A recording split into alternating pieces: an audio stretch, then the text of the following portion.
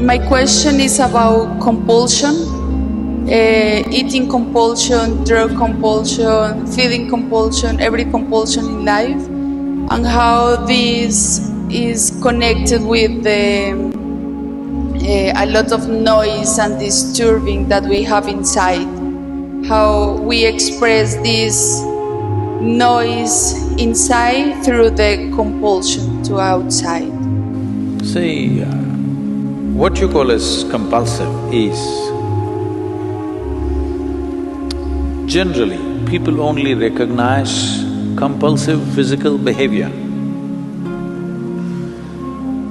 Somebody is addicted to drink, somebody is addicted to something else, somebody compulsively is abusive or something else negative that they cannot avoid doing is considered compulsive. But we must look a little deeper. The very way we sit and stand, largely it's compulsive. Maybe if you're practicing Hatha Yoga, slowly how you sit, how you stand is becoming a conscious process. Otherwise, it's largely compulsive. If we see your shadow, how you sit down, we almost know who it is, because you sit in a particular way, you stand up in a particular way. Have you noticed this? Every body has its own compulsive patterns. Compulsiveness is coming from ingrained memory. You can call it genetic, you can call it karmic, you can call it by many other names, but essentially, memory has taken over your life. What spiritual process means is to create an awareness, to become conscious in such a way that we override the memory, not just in small levels of compulsiveness of behavior or food or whatever else, but in the very compulsiveness of life, which has to go through cyclical process of life and death. To beat the ultimate compulsion is the longing to be born and the inevitable process of life and death. So when we use the word mukti, I know today there are mukti chocolates and ice creams, but it's okay, they're making the word popular. At least that way you use the word.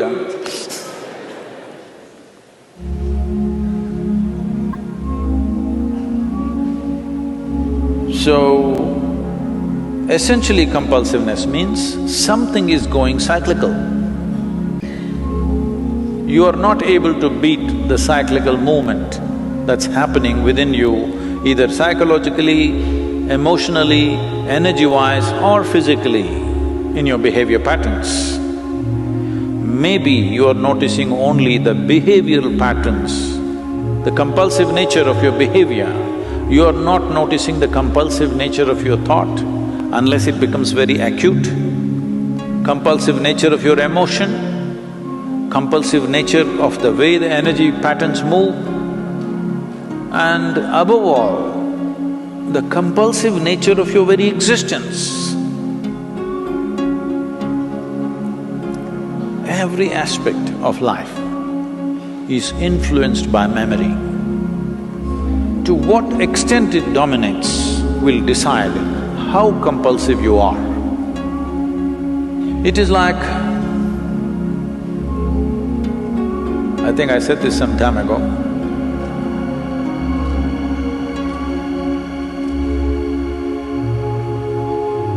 Swami creeps upon me every day, but not compulsively.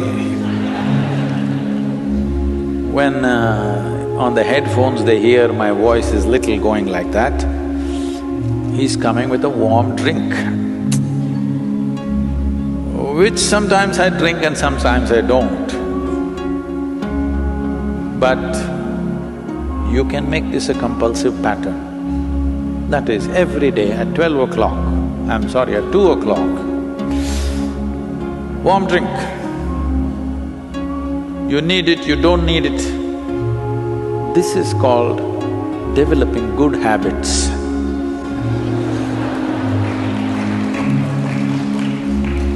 There are no good habits. All habits are bad because habit means you're trying to operate in a compulsive pattern. When you feel thirsty, you drink water. No, not like that. Doctor tells you every day 3 liters of water, half the time you are in the pee place.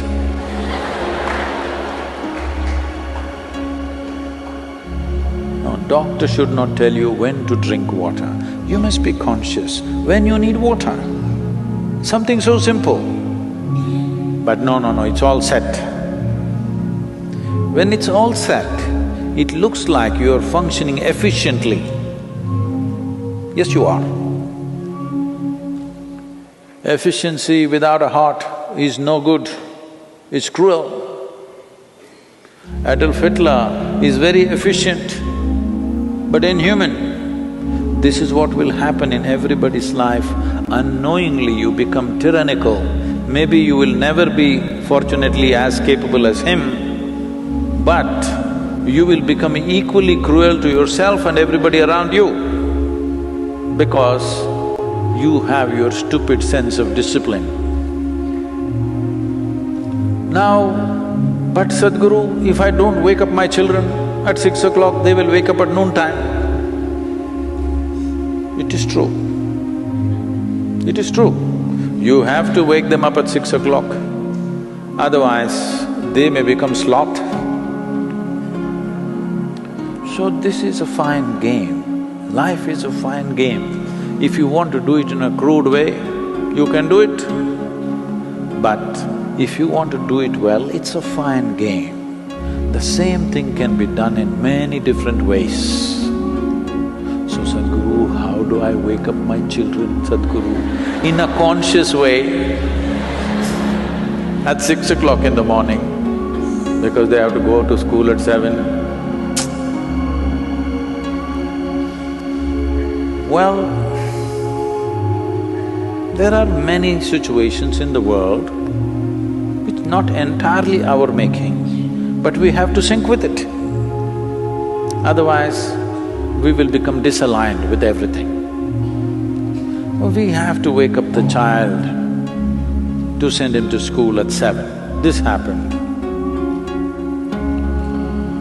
At 7 o'clock, not 6,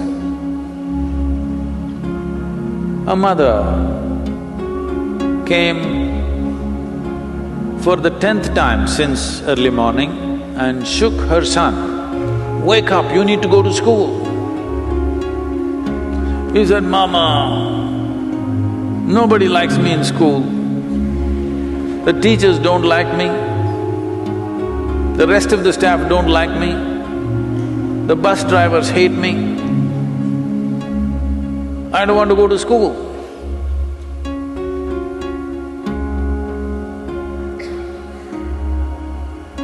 So the mother said,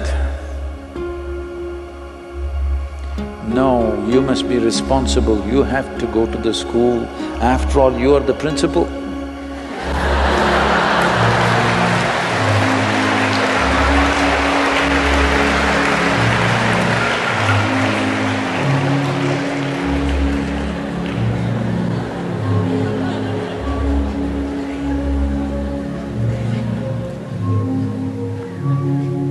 To fulfill certain situations, we create certain patterns, but the pattern can be conscious pattern. It may be a rigid pattern, but a conscious pattern for a period of time to fulfill certain situations.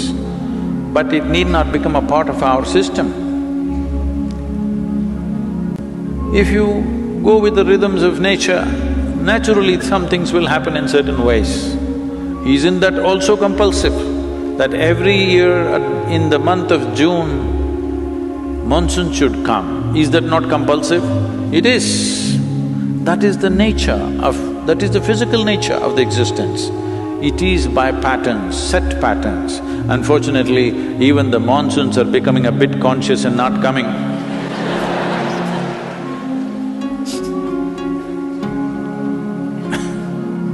That's an unfortunate break of pattern. But physical nature is made of patterns. Whether individual atom or a cell or a molecule or the entire system, this is the way physical is made. This is the difference or distinction. A human being knowingly or unknowingly trying to establish that I am something beyond the physical. No spiritual teaching might have gone into an individual person, but still even that person is trying to somehow prove to himself or herself that I am something more than physical. If somebody treats you just as a physical entity, you don't like it, isn't it? Hello? Physicality falls into set patterns. A dimension beyond physical doesn't fall into any set patterns. That is where it is from that dimension, the very idea of consciousness has risen in human mind. Human beings right now, in the evolutionary scale of things, are like, let's say a bird which was left in a cage for a long time. Then, after many years, the cage door is left open, but the bird never makes an attempt to fly because it's gotten used to the cage. It's gotten identified with the cage and it doesn't fly. This is human nature right now. In the evolutionary scale of things, what was a crawling creature now has become like this. Now, the lid is blown away, but still we don't crawl out, simply because of habit, the genetic influence causing compulsive behavior. This happened. A 3-year-old boy told his friend, when I grow up, I will marry the girl next door. So the friend asked, why? So the boy said, because I'm not allowed to cross the street.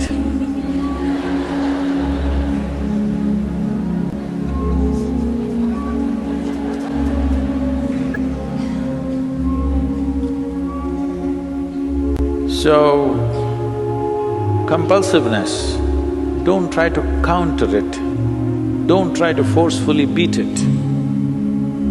You just have to become conscious. This is like the light and darkness business. You don't fight with the darkness, that will be foolish. Compulsiveness is an expression of lack of consciousness. You don't have to fight it. If you become more conscious, compulsive patterns will just disappear. It is like if you turn on the lights, darkness is gone. You don't have to fight with it. If you fight with darkness, you are on an endless fight.